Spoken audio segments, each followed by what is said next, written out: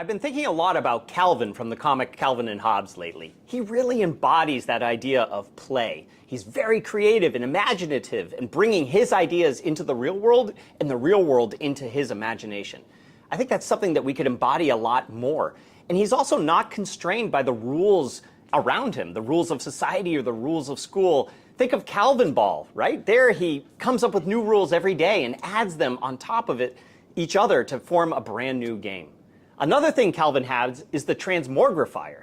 This is just a cardboard box, but in his mind he can get in it, twist the dials, and turn into anything else that he wants, although sometimes with funny, silly side effects. And so I decided to embody that and build my own Transmogrifier. So I have a box here that's connected to an AI interface.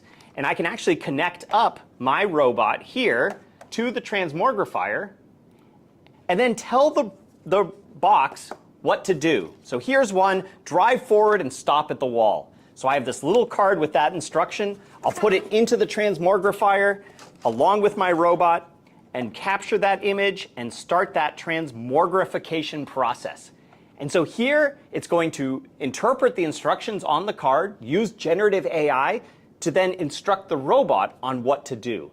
So here it created that. I'm going to transmogrify that code down to the robot. Here we go, transmogrification complete. A little smoke effect here.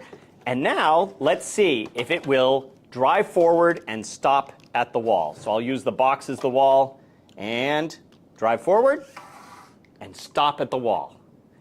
So there's a technical one, but what about something more playful, something more conceptual? So here I have an ambulance going to the hospital.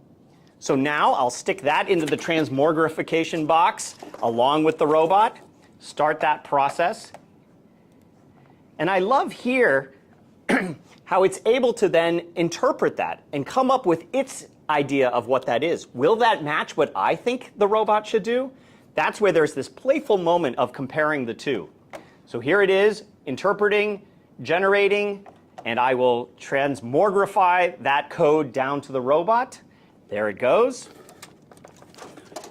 Pop it out. And let's see, going to the hospital.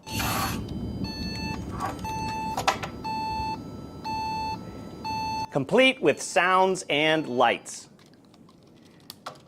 But this could also work for pre-readers. Imagine this, students just being able to draw out exactly what they want to have happen. Here's a light bulb going on and off. So throw that in the Transmogrifier along with the robot, capture that image, and start that transmogrification process. I think this is exploring now how generative AI can be used across ages, where even somebody who's a pre-reader can still be engaging with, experimenting with, and playing with generative AI. So I'll transmogrify that, send it down to the robot, fix my robot, and here we go, turning a light on and off. And there it is, blinking there on the screen, on and off. So this is just a playful example of how one might be able to engage with these types of ideas. And my challenge to you is, what do you want to create? What else should we try? Let me know.